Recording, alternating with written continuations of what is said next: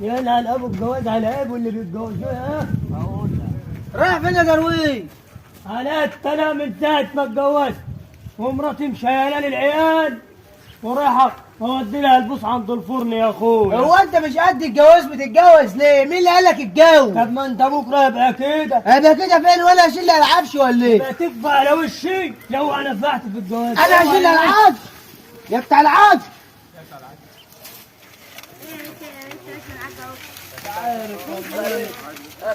وساعة ما اتجوزت ويا المرة كل شوية يقول البوس وداها عند الفرن.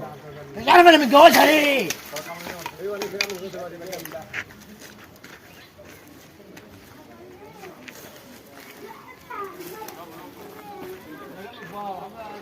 عرفت بقى يا اخويا. انت رايح فين بقى؟ رايح اقضي البوس عند الفرن. طب وفين الولية؟ الولية؟ بتخبز. هي عمال تتريق عليا بقت انت اللي ماترة. طب اعمل ايه طيب يا حاج درويش؟ عرفت بقى ان الدنيا دوارة. طب يعني ايه شايلاني طول العمر ما شيلهاش في يوم؟ خش اخبز معاه بقى وهات لي بالتوتين يا خالد سماح. حاضر. خش يا حاضر يا درويش. انا كنت بتريق عليه. شوف ده انا اللي بشيل. امال انت عارف ايه. يلا يا حبيبي يلا.